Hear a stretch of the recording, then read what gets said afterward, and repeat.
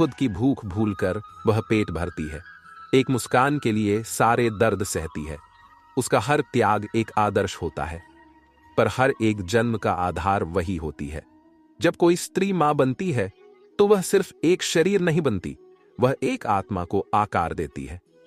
मां बनना गर्भवती होने से शुरू नहीं होता, वह यात्रा तो उस सोच से शुरू होती है जब एक स्त्री पहली बार अपने भीतर किसी जीवन की कल्पना करती है, जब वह मन ही मन कहती है अब मैं मां बनना चाहती हूं।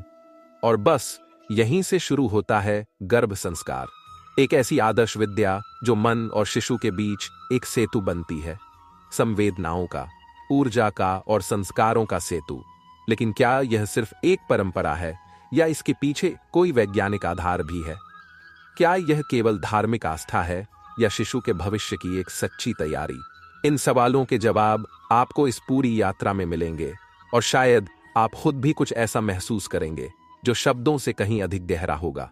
गर्भ यानी वह स्थान जहां जीवन पलता है, संस्कार यानी वह ऊर्जा जो जीवन को दिशा देती है।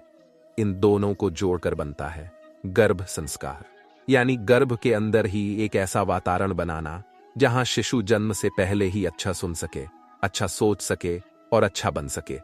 यह कोई बाद की तैयारी नहीं है, बल्कि यह शुरुआत है जब मन के विचारों से ही शिशु का मन, उसका स्वभाव और उसका भविष्य आकार लेने लगता है।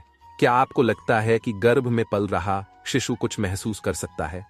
अगर आपको इस पर संदेह है तो सुनिए विज्ञान क्या कहता है। गर्भस्थ शिशु चौथे महीने से ही ध्वनि को सुन सकता है। मां की आवाज और उसके आसपास की धाराएं धीरे धीरे पुकार पहुंचने लगती हैं, और 5वें महीने तक आते आते वह मां की भावनाओं पर भी, यानी मां तनाव में है तो गर्भ में वह भी बेचैनी से हलचल करता है, और अगर मन शांत है तो शिशु भी गहराई से उस शांति को महसूस करता है। यही तो है वह समय जब मन के विचार, मन की भावनाएं, यहां तक कि मां के कर्म भी धीरे धीरे उतरने लगते हैं उस नन्ही आत्मा की गहराई में। यही तो है गर्भ संस्कार, एक मां की वह आदर्श पाठशाला जहां बच्चा पढ़ना शुरू करता है। ना कोई किताब होती है, ना कोई क्लासरूम, ना ही कोई बोले जाने वाले शब्द, वहां होती हैं सिर्फ भावनाएं। मां के भीतर की हर अनुभूति, हर स्पर्श, हर विचार धीरे धीरे बच्चे के भीतर उतरता चला जाता है, जैसे कोई नदी चुपचाप बिना शोर किए अपने किनारों को जीवन दे रही हो। क्या आप मानते हैं कि गर्भ में बच्चा कुछ सीख सकता है?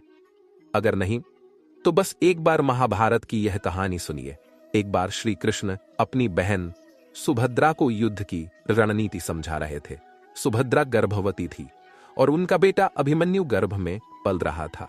सुभद्रा सुनते सुनते बीच में ही सो गई, लेकिन अभिमन्यु गर्भ में रहते हुए भी ध्यान से सब सुनता रहा। उसने चक्रव्यूह को तोड़ने की पूरी योजना समझ ली, एक एक चरण, एक एक दिशा, सब कुछ वह सीख गया। और यही कारण था कि जब युद्ध आया, अभिमन्यु ने वह चक्रव्यूह तोड़ दिया जिसे बड़े बड़े योद्धा भी नहीं समझ पाए थे। अब आते हैं साइंस पर, क्योंकि यह जो हमने अभी अभी सुना, अभिमन्यु की कहानी, यह सिर्फ एक पौराणिक कथा नहीं है। आज का आधुनिक विज्ञान भी यही कहता है कि गर्भ में पल रहा शिशु सिर्फ जी नहीं रहा होता, वह सीख रहा होता है। एक अंतर्राष्ट्रीय रिसर्च ये सामने आया है कि जिन माताओं ने अपने गर्भ संस्कार की परंपरा अपनाई, रोज शांत संगीत सुना, सकारात्मक विचारों पर ध्यान दिया और अपने गर्भस्थ शिशु से संवाद किया, उनके बच्चे जन्म के बाद ज्यादा शांत थे, उनकी नींद बेहतर थी और वे भावनात्मक रूप से स्थिर पाए गए। यहां तक कि जब मां रोज एक ही लोरी सुनाती थी, वही लोरी जन्म के बाद भी बच्चे को तुरंत शांत कर देती थी, क्योंकि शिशु उस ध्वनि और उस रिदम से पहले से ही जुड़ चुका था। यानी गर्भ संस्कार कोई प्राचीन कथा नहीं है, यह आज के विज्ञान की सच्चाई है।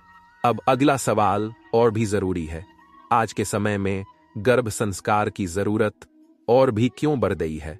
भारत में गर्भ संस्कार को जीवन का पहला संस्कार माना गया है। गर्भाधान संस्कार 16 प्रमुख संस्कारों में सबसे पहला है, जिसे शास्त्रों ने एक मां की पहली साधना कहा है। मनुस्मृति, आयुर्वेद और गर्भोपनिषद इन सब में गर्भ संस्कार का विस्तृत वर्णन मिलता है। वहां सिर्फ शरीर की नहीं बल्कि आत्मा की तैयारी की बात की गई है। जब मां ध्यान में बैठती है तो वह सिर्फ आंखें बंद नहीं करती, वह अपने भीतर पल रही आत्मा से जुड़ती है। जब मां प्रार्थना करती है तो वह सिर्फ ईश्वर से नहीं बल्कि अपने गर्भ के ब्रह्मांड से संवाद करती है। यही तो है गर्भ संस्कार। कोई पुरानी परंपरा नहीं, कोई सामाजिक रस्म नहीं। ये वह संगम है जहां विज्ञान और श्रद्धा एक मां के भीतर एक साथ बहते हैं। जब कोई इमारत बनती है तो उसकी नींव सबसे जरूरी होती है। ठीक वैसे ही जब मां के गर्भ में एक बच्चा पल रहा होता है तो उसकी नींव बनते हैं मां के संस्कार। गर्भ संस्कार 5 बातों पर टिका होता है। जब आप अपने गर्भ से बात करते हैं तो वह सिर्फ आवाज नहीं होती, वह संस्कार होते हैं। हर रात सिर्फ 2 मिनट आंखें बंद करके बच्चे से कुछ कहिए। तू मेरी रोशनी है, तू मेरे मन की शांति है, मैं तुझे पूरा प्यार और सुरक्षा देती हूं। इससे बच्चा आपको नहीं, आपके दिल को पहचानने लगता है। नंबर 4, आहार और जीवन शैली। मां जो खाती है वही शिशु के शरीर में बनता है और जो सोचती है वही उसके मन में उतरता है। दिन की शुरुआत करें गुनगुने पानी और गायत्री मंत्र के साथ। खाना ताजा हो, सात्विक हो, जैसे शतावरी, बादाम, तुलसी, गाय का घी और हां नंबर 5, ध्यान और शांति। जब मन शांत होता है तो बच्चा भी खुद को सुरक्षित महसूस करता है। हर सुबह 5 मिनट के लिए बस अपनी सांसों पर ध्यान दीजिए। एक मंत्र दोहराइए, ओम सर्वे भवन्तु सुखिनः। और अब जरा कल्पना कीजिए जैसे आप अपने गर्भ के अंदर एक हल्की सी रोशनी भेज रही हैं जो आपके बच्चे को सुरक्षा और शांति के साथ ढक रही है। अगर आप ये 5 काम हर दिन सिर्फ 20 मिनट भी करें तो आप अपने शिशु को सिर्फ जन्म नहीं देंगी, उसे एक सुंदर आत्मा के साथ इस दुनिया में भेजेंगी। हम 5 अंक के दौर में पहुंच चुके हैं, लेकिन शांति और स्थिरता कहीं पीछे छूट गई है। जिंदगी तेज है, बच्चा सब कुछ पूरी तरह ऑब्जर्व करता है, उसे कोई फिल्टर नहीं लगता। अगर मन शांत है तो बच्चा सुरक्षित महसूस करता है, अगर मन बेचैन है तो बच्चा भी उस बेचैनी को धीरे धीरे उतार लेता है। साइंस भी यही कहता है। फॉरवर्ड की एक स्टडी कहती है कि गर्भावस्था के दौरान का स्ट्रेस बच्चों में एंजाइटी का कारण बन सकता है। हु के मुताबिक हर 3 में से एक गर्भवती महिला किसी न किसी मानसिक तनाव से गुजरती है जो बच्चे के न्यूरोलॉजिकल डेवलपमेंट को प्रभावित करता है। हु के मुताबिक हर 3 में से एक गर्भवती महिला किसी न किसी मानसिक तनाव से गुजरती है जो बच्चे के न्यूरोलॉजिकल डेवलपमेंट को प्रभावित करता है। इसलिए आज गर्भ संस्कार और भी जरूरी है।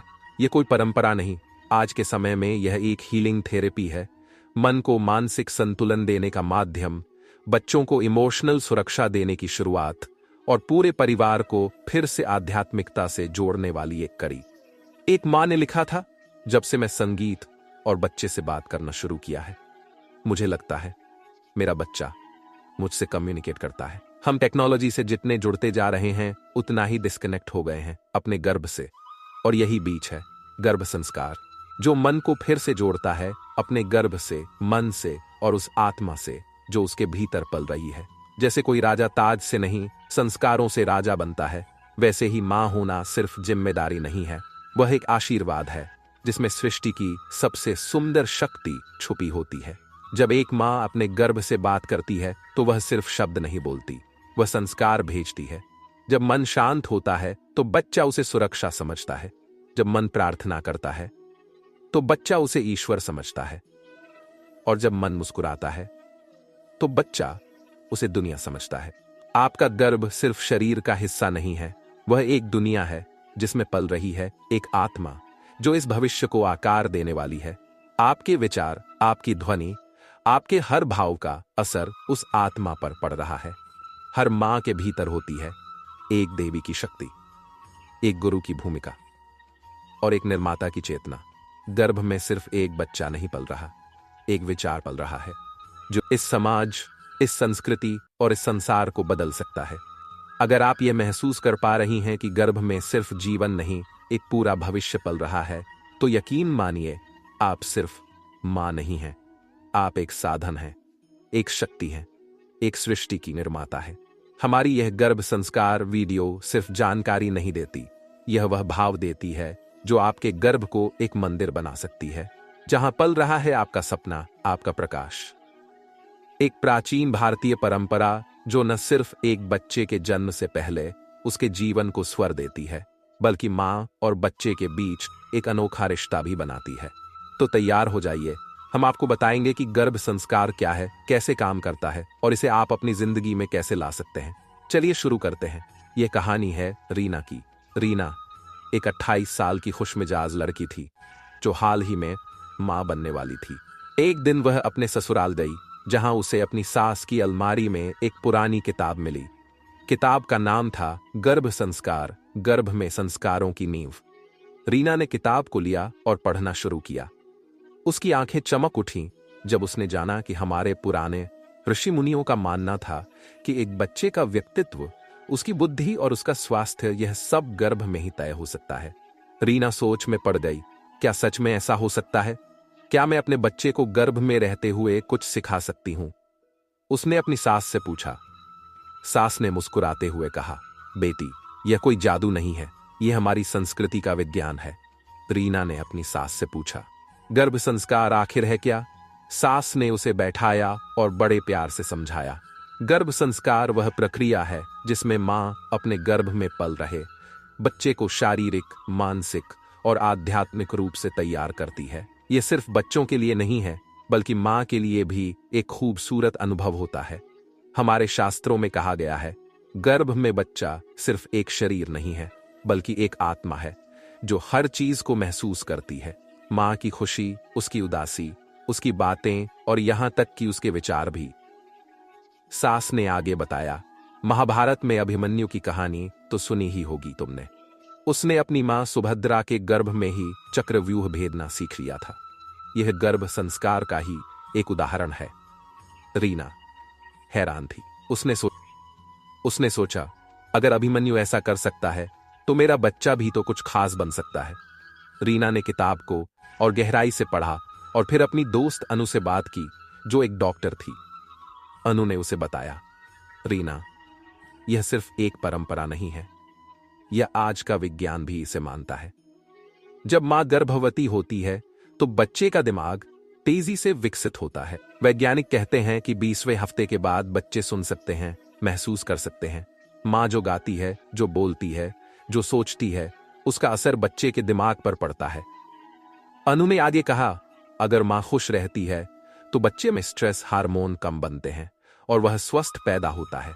अगर मां अच्छी बातें सोचती है तो बच्चे का मानसिक विकास बेहतर होता है।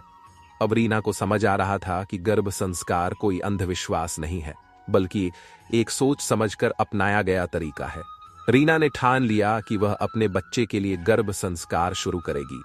उसने अपनी सास और किताब की मदद से एक प्लान बनाया। सबसे पहले उसने सुबह जल्दी उठना शुरू किया।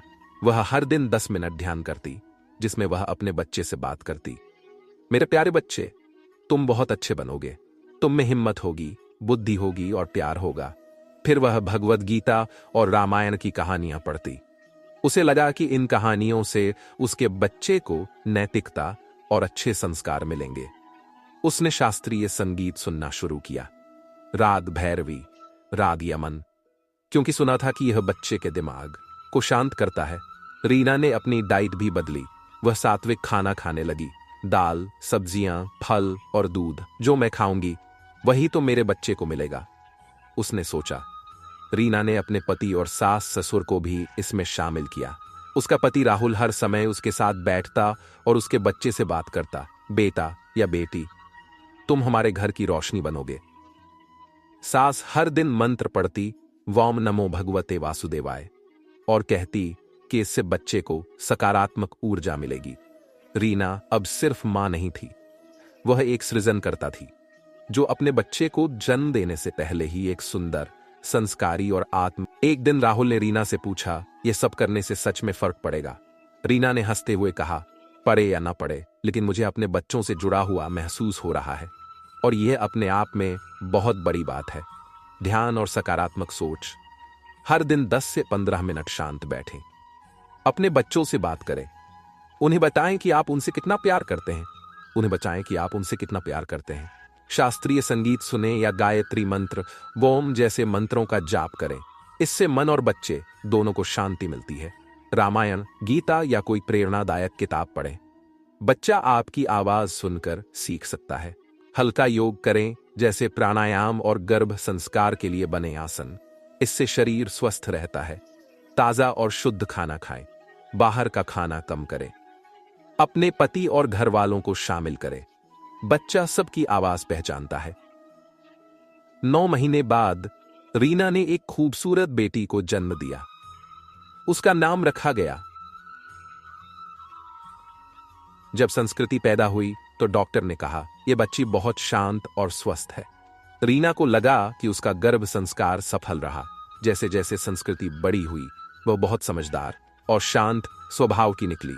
वह बचपन से ही कहानी सुनना पसंद करती थी और अपनी मम्मी की आवाज सुनते ही चुप हो जाती थी।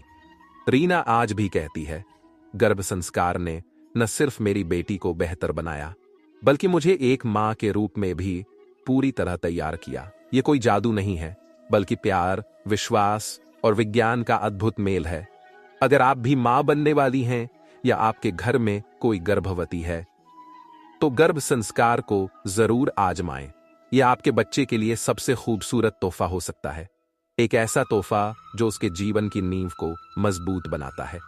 क्या आपने कभी सुना है कि एक बच्चा अपनी मां के गर्भ में ही युद्ध की सबसे जटिल रणनीति सीख गया?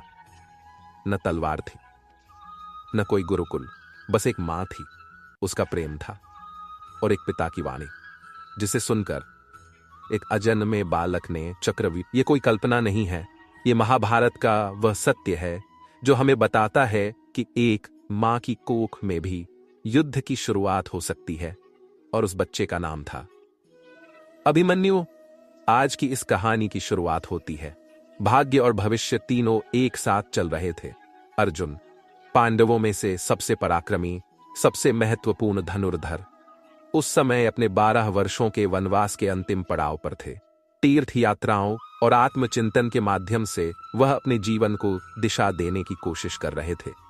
उन्होंने अपनी यात्रा के दौरान कई ऋषि और मुनियों से ज्ञान प्राप्त किया, लेकिन अंततः उनका मार्ग उन्हें ले आया द्वारका नगरी, भगवान श्री कृष्ण की नगरी, धार्मिकता, संस्कृति और संगीत का एक अद्भुत संगम। जब अर्जुन द्वारका पहुंचे तो वहां का वातावरण पूरी तरह अलग था। समुद्र की लहरें, मंदिरों की घंटी और कृष्ण की नगरी की दिव्यता। और यहीं उनकी भेंट होती है सुभद्रा से। सुभद्रा, भगवान श्री कृष्ण और बलराम की बहन, एक अत्यंत सुंदर, सौम्य और तेजस्वी कन्या। जब अर्जुन ने पहली बार सुभद्रा को देखा, वह भगवान रुक्मिणी के मंदिर से लौट रही थी।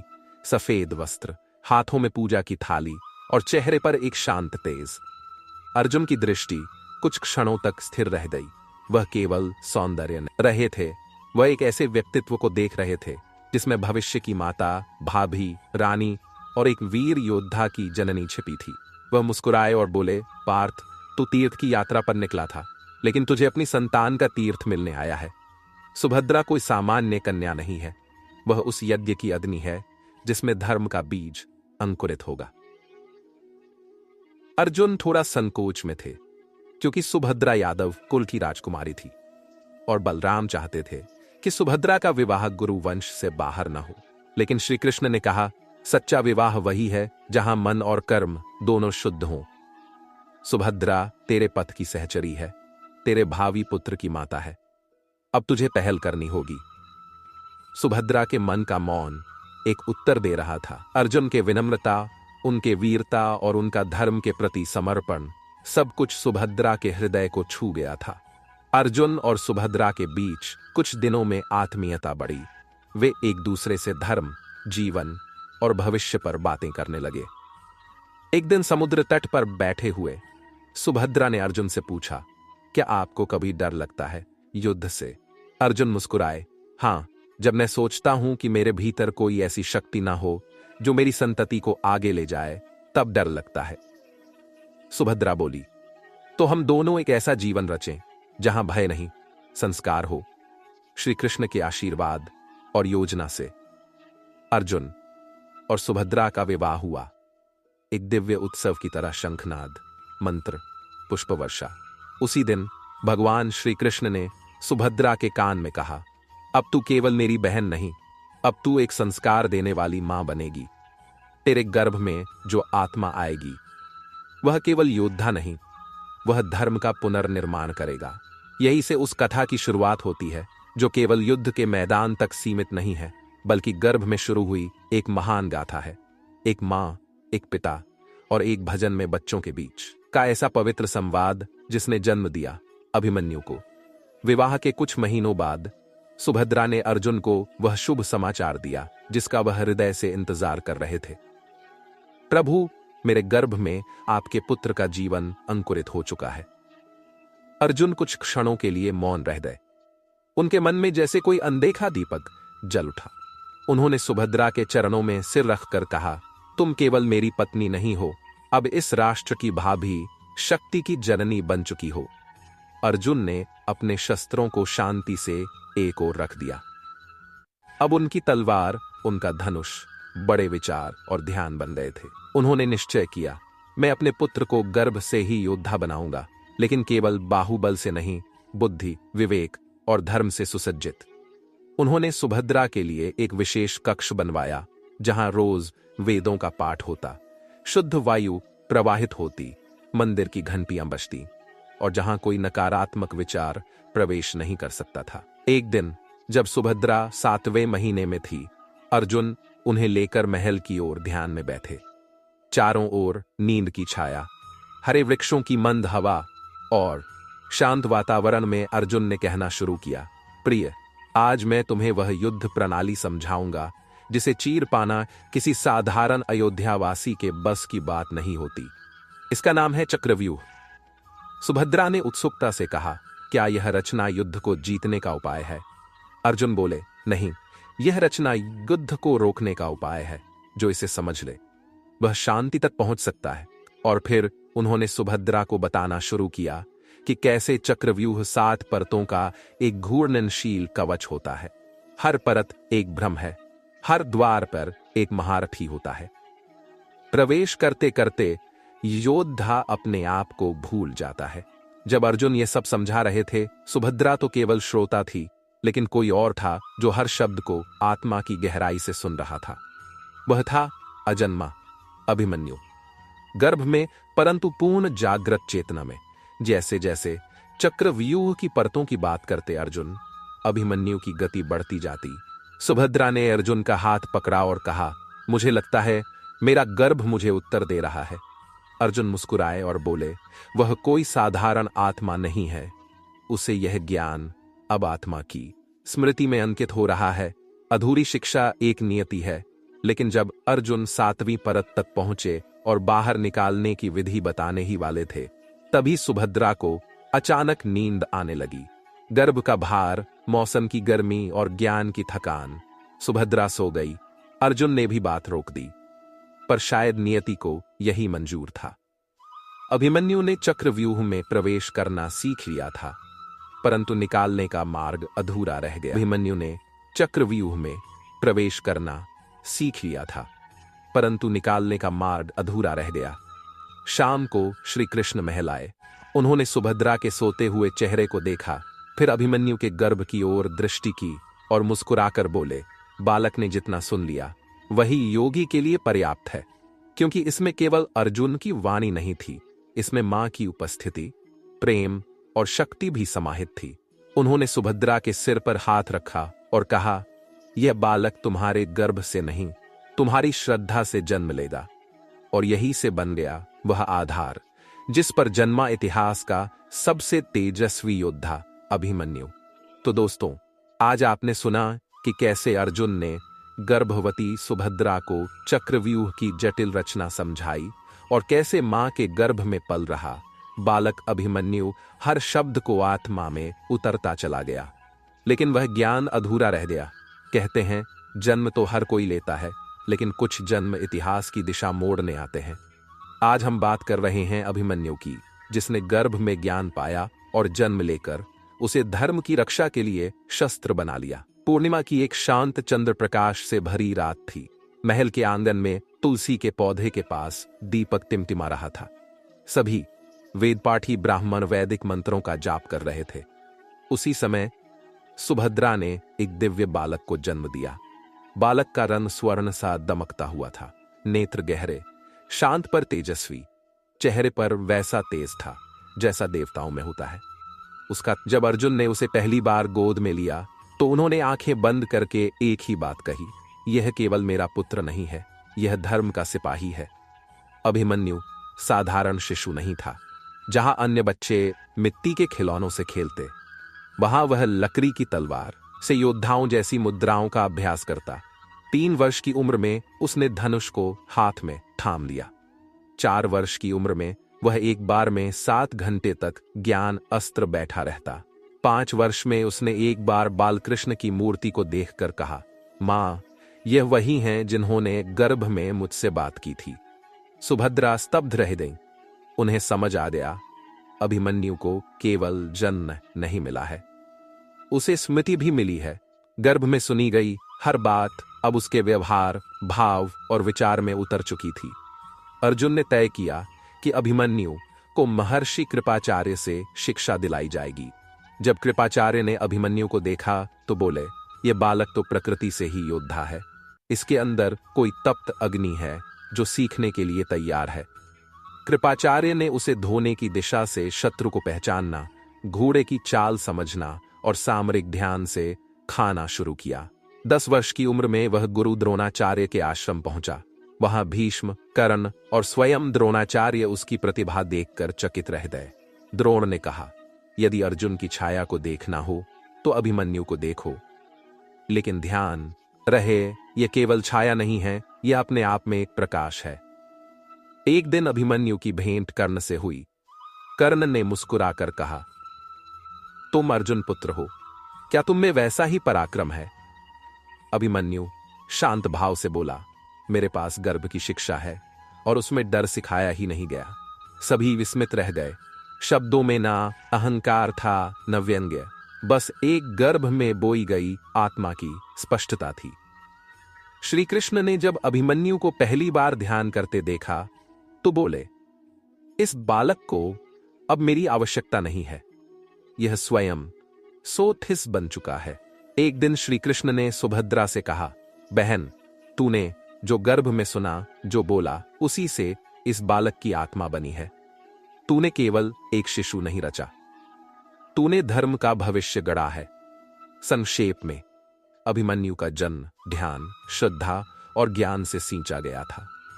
उसके खेल अभ्यास थे, उसकी चुप्पी ध्यान था, उसकी मुस्कान आश्वासन थी। अभिमन्यु वही था जो गर्भ की गहराइयों में ज्ञान को पहचान चुका था और अब सामने आने पर उसे संसार के सामने दिखाने वाला था। जब कुरुक्षेत्र का युद्ध आया और 16 वर्ष का एक बालक एक पूरी सेना के सामने अकेला खड़ा हो गया, तभी हुआ अभिमन्यु का असली जन्म। वह बालक जो गर्भ में ही युद्ध की शिक्षा लेकर आया, एक ऐसा योद्धा जिसकी आभा बचपन से ही सबको चौंका देती थी। जब पहली बार उसने मां बनने का ख्वाब देखा, उसी पल एक नन्ही रूह ने उसे चुना था। वह गर्भ नहीं, विश्वास था जो भीतर पनपा। मां ने खुद को खोकर एक जीवन को बुना था। मां बनना सिर्फ एक जैविक घटना नहीं होती, यह तो एक आत्मा की तपस्या होती है। एक स्त्री जब जीवन को सोचती है तब ब्रह्मा की जगह खुद लेती है। वह जब नींद में करवटें बदलती है तो बच्चा उसकी सांसों में लोरी सुनता है। त्याग की वह हर परत पर छाया बन जाती है। मां की ममता समय से पहले उम्र चुनती है। कोई किताब नहीं, कोई किताब नहीं, कोई पाठशाला नहीं, फिर भी सबसे बड़ा ज्ञान बन जाती है। एक स्त्री जब जीवन को सोचती है तब ब्रह्मा की जगह खुद लेती है।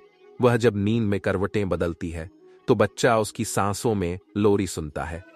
त्याग की वह हर परत पर छाया बन जाती है। मां की ममता समय से पहले उम्र चुनती है। कोई किताब नहीं, कोई किताब नहीं, कोई पाठशाला नहीं, फिर भी सबसे बड़ा ज्ञान बन जाती है। जिसे पढ़ना हो त्याग की परिभाषा, बस एक बार मां की आंखों में झांक लेना। गर्भ सिर्फ एक शारीरिक प्रक्रिया नहीं है, बल्कि वह एक चेतन यात्रा है। वह एक आत्मा का धरती पर उतरने का द्वार है और उस द्वार की पहली रक्षक होती है मां। मां सिर्फ एक जीवन नहीं देती, वह आत्मा को धरती पर आने से पहले ही भाव, विचार और संस्कार देती है। और यही होता है गर्भ संस्कार। जैसे बीज को अंकुर बनने के लिए सही मिट्टी, सही धूप और सही जल चाहिए, वैसे ही आत्मा को मनुष्य बनने के लिए चाहिए शुद्ध भावनाओं का वातावरण, संयमित दिनचर्या और गहरी आत्मीयता। मां जो भी सोचती है वह सिर्फ विचार नहीं होता, वह एक कंपन होता है जो गर्भ तक पहुंचता है। यदि मन भय में है तो बच्चा भी सुरक्षा की तलाश में रहता है। यदि मां प्रेम में है तो बच्चा भी प्रेममय बनता है। गर्भ की दीवारें आवाज को रोक सकती हैं, लेकिन भावना को नहीं।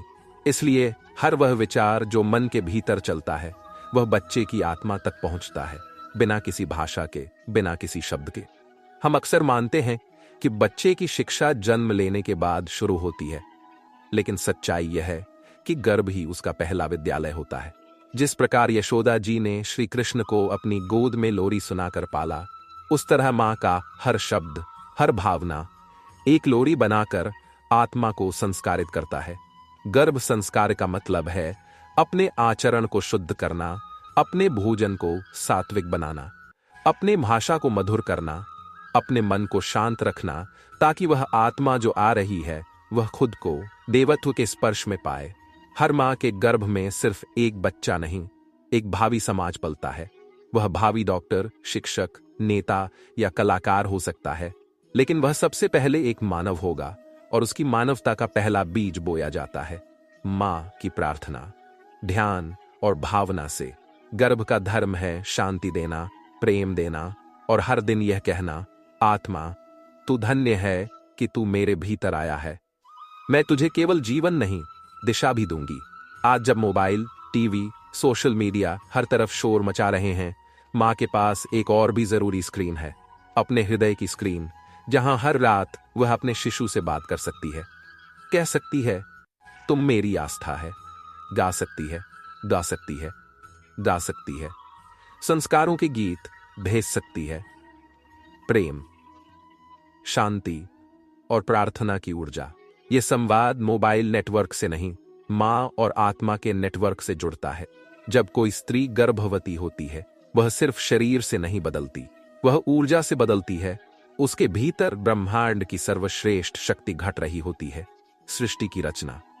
इसलिए कहा गया है, गर्भवती स्त्री को केवल देखना ही पुण्य है, उसकी सेवा करना तप है, उसके विचारों की रक्षा करना धर्म है। गर्भ संस्कार का अर्थ केवल धार्मिक क्रिया नहीं है, यह एक नव संस्कार है। एक मां खुद को जितना प्रेम देती है, उतना ही बच्चा जीवन में आत्मसम्मान पाता है। एक मां जितनी शांति से जीती है, उतना ही बच्चा संयमित और संतुलित बनता है। इसलिए हर गर्भवती स्त्री को यह समझना जरूरी है कि वह सिर्फ एक शिशु को नहीं, अपने विचारों के भविष्य को जन्म दे रही है। यदि आप मां बनने जा रही हैं, तो यह समय केवल दवाइयां, डॉक्टर और डिलीवरी की चिंता करने का नहीं है। यह वह पवित्र साधना है जिसमें आप देवी, गुरु और सर्जक तीनों बन जाते हैं। हर रात सोने से पहले बस इतना कहें, हे आत्मा, मैं तेरा स्वागत करती हूं।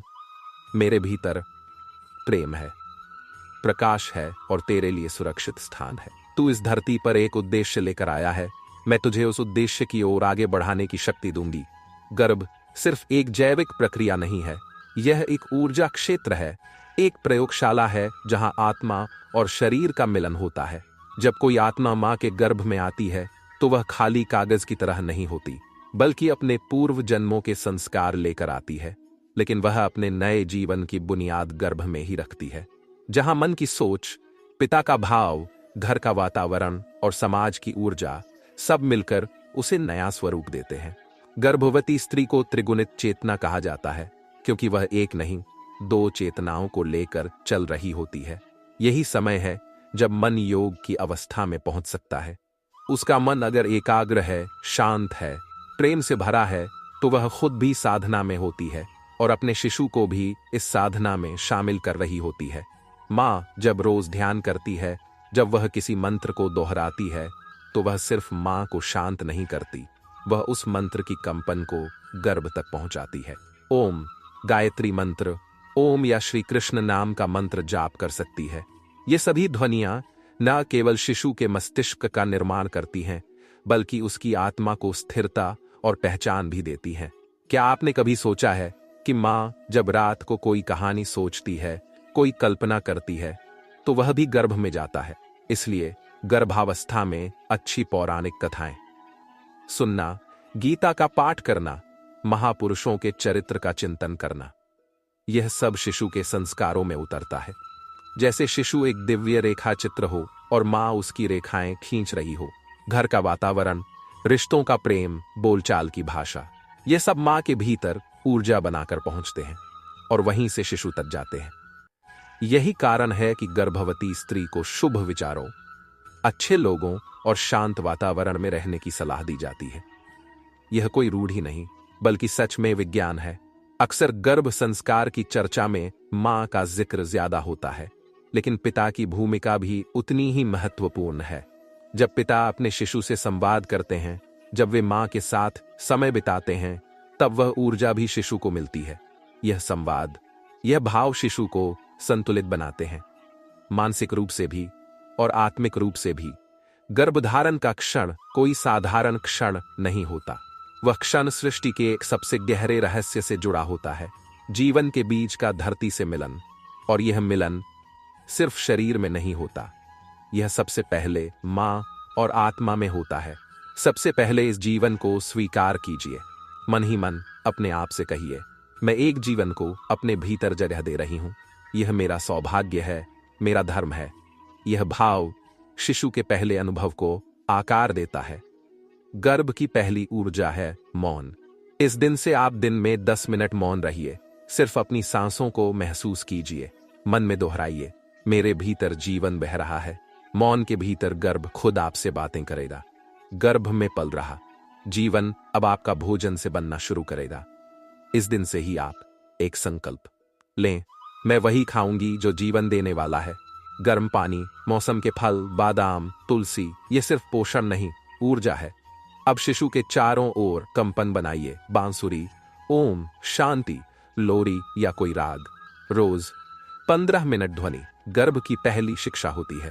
जो संगीत को आज आप सुनेंगे, कल वही आपके शिशु को दुनिया से जोड़ने वाला माध्यम बनेगा। अब दिन में एक बार शांति से बैठकर अपने गर्भ से बात कीजिए। कोई कहानी सुनाइए, कोई बचपन की बात। तू जानता है, जब मैं छोटी थी तो चांद से बातें करती थी। क्या तू भी चांद से बात करेगा? आज एक दीप जलाइए।